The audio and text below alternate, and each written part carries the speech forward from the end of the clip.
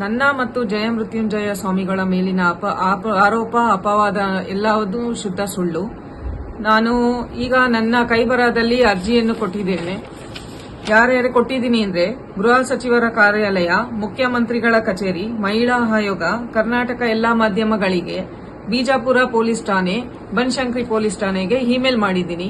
ನಾನು ಟ್ರೀಟ್ಮೆಂಟ್ ಅಲ್ಲಿದ್ದೀನಿ. 4 ರಿಂದ 5 ದಿನ ನಾನು ಬಂದು ಎಲ್ಲಾ ಸತ್ಯತೆಗಳನ್ನು ನಾನೇ ಹೇಳ್ತೇನೆ. ನನ್ನ ಮತ್ತು ಜಯಮೃತ್ಯುಂಜಯ ಸ್ವಾಮಿಗಳ ಮೇಲಿನ ಆರೋಪ ಅಪವಾದ ಎಲ್ಲವೂ ಶುದ್ಧ ಸುಳ್ಳು. ನಾನು ಈಗ ನನ್ನ ಕೈಬರಹದಲ್ಲಿ ಅರ್ಜಿಯನ್ನು ಕೊಟ್ಟಿದ್ದೇನೆ. ಯಾರ್ಯಾರು ಕೊಟ್ಟಿದ್ದೀನಿ ಅಂದ್ರೆ ಗೃಹ ಸಚಿವರ ಕಾರ್ಯಾಲಯ, ಮುಖ್ಯಮಂತ್ರಿಗಳ ಕಚೇರಿ, ಮಹಿಳಾ ಆಯೋಗ, ಕರ್ನಾಟಕ ಎಲ್ಲಾ ಮಾಧ್ಯಮಗಳಿಗೆ, ಬಿಜಾಪುರ ಪೊಲೀಸ್ ಠಾಣೆ, ಬನಶಂಕರಿ ಪೊಲೀಸ್ ಠಾಣೆಗೆ ಇಮೇಲ್ ಮಾಡಿದ್ದೀನಿ. ನಾನು ಟ್ರೀಟ್ಮೆಂಟ್ ಅಲ್ಲಿದ್ದೀನಿ. 4 ರಿಂದ 5 ದಿನ ನಾನು ಬಂದು ಎಲ್ಲಾ ಸತ್ಯತೆಗಳನ್ನು ನಾನೇ ಹೇಳ್ತೇನೆ. ನನ್ನ ಮತ್ತು ಜಯಮೃತ್ಯುಂಜಯ ಸ್ವಾಮಿಗಳ ಮೇಲಿನ ಆರೋಪ ಅಪವಾದ ಎಲ್ಲವೂ ಶುದ್ಧ ಸುಳ್ಳು.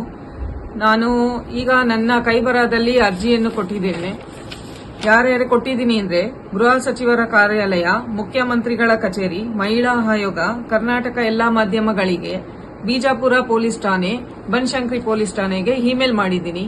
ನಾನು ಟ್ರೀಟ್ಮೆಂಟ್ ಅಲ್ಲಿದ್ದೀನಿ. 4 ರಿಂದ 5 ದಿನ ನಾನು ಬಂದು ಎಲ್ಲಾ ಸತ್ಯತೆಗಳನ್ನು ನಾನೇ ಹೇಳ್ತೇನೆ.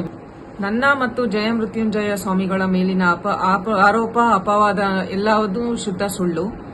ನಾನು ಈಗ ನನ್ನ ಕೈಬರಹದಲ್ಲಿ ಅರ್ಜಿಯನ್ನು ಕೊಟ್ಟಿದ್ದೇನೆ.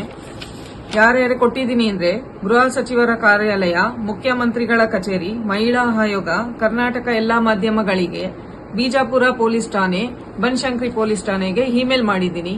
ನಾನು ಟ್ರೀಟ್ಮೆಂಟ್ ಅಲ್ಲಿದ್ದೀನಿ. 4 ರಿಂದ 5 ದಿನ ನಾನು ಬಂದು ಎಲ್ಲಾ ಸತ್ಯತೆಗಳನ್ನು ನಾನೇ ಹೇಳ್ತೇನೆ. ನನ್ನ ಮತ್ತು ಜಯಮೃತ್ಯುಂಜಯ ಸ್ವಾಮಿಗಳ ಮೇಲಿನ ಆರೋಪ ಅಪವಾದ ಎಲ್ಲವೂ ಶುದ್ಧ ಸುಳ್ಳು. ನಾನು ಈಗ ನನ್ನ ಕೈಬರಹದಲ್ಲಿ ಅರ್ಜಿಯನ್ನು ಕೊಟ್ಟಿದ್ದೇನೆ. ಯಾರ್ಯಾರು ಕೊಟ್ಟಿದ್ದೀನಿ ಅಂದ್ರೆ ಗೃಹ ಸಚಿವರ ಕಾರ್ಯಾಲಯ, ಮುಖ್ಯಮಂತ್ರಿಗಳ ಕಚೇರಿ, ಮಹಿಳಾ ಆಯೋಗ, ಕರ್ನಾಟಕ ಎಲ್ಲಾ ಮಾಧ್ಯಮಗಳಿಗೆ, ಬಿಜಾಪುರ ಪೊಲೀಸ್ ಠಾಣೆ, ಬನಶಂಕರಿ ಪೊಲೀಸ್ ಠಾಣೆಗೆ ಇಮೇಲ್ ಮಾಡಿದ್ದೀನಿ. ನಾನು ಟ್ರೀಟ್ಮೆಂಟ್ ಅಲ್ಲಿದ್ದೀನಿ. 4 ರಿಂದ 5 ದಿನ ನಾನು ಬಂದು ಎಲ್ಲಾ ಸತ್ಯತೆಗಳನ್ನು ನಾನೇ ಹೇಳ್ತೇನೆ. ನನ್ನ ಮತ್ತು ಜಯಮೃತ್ಯುಂಜಯ ಸ್ವಾಮಿಗಳ ಮೇಲಿನ ಆರೋಪ ಅಪವಾದ ಎಲ್ಲವೂ ಶುದ್ಧ ಸುಳ್ಳು. ನಾನು ಈಗ ನನ್ನ ಕೈಬರಹದಲ್ಲಿ ಅರ್ಜಿಯನ್ನು ಕೊಟ್ಟಿದ್ದೇನೆ. ಯಾರ್ಯಾರು ಕೊಟ್ಟಿದ್ದೀನಿ ಅಂದ್ರೆ ಗೃಹ ಸಚಿವರ ಕಾರ್ಯಾಲಯ, ಮುಖ್ಯಮಂತ್ರಿಗಳ ಕಚೇರಿ, ಮಹಿಳಾ ಆಯೋಗ, ಕರ್ನಾಟಕ ಎಲ್ಲಾ ಮಾಧ್ಯಮಗಳಿಗೆ, ಬಿಜಾಪುರ ಪೊಲೀಸ್ ಠಾಣೆ, ಬನಶಂಕರಿ ಪೊಲೀಸ್ ಠಾಣೆಗೆ ಇಮೇಲ್ ಮಾಡಿದ್ದೀನಿ. ನಾನು ಟ್ರೀಟ್ಮೆಂಟ್ ಅಲ್ಲಿದ್ದೀನಿ. 4 ರಿಂದ 5 ದಿನ ನಾನು ಬಂದು ಎಲ್ಲಾ ಸತ್ಯತೆಗಳನ್ನು ನಾನೇ ಹೇಳ್ತೇನೆ.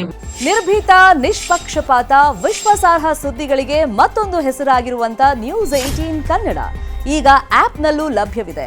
ದಯವಿಟ್ಟು ಇಲ್ಲಿರುವಂತ QR ಕೋಡ್ ಸ್ಕ್ಯಾನ್ ಮಾಡಿಕೊಂಡು ಆಪ್ ಡೌನ್ಲೋಡ್ ಮಾಡೋದಕ್ಕೆ ಮರಿಬೇಡಿ. ನಿಮ್ಮ ಬೆಂಬಲ ಹೀಗೆ ಸದಾ ನಮ್ಮೊಂದಿಗಿರಲಿ. ಧನ್ಯವಾದ.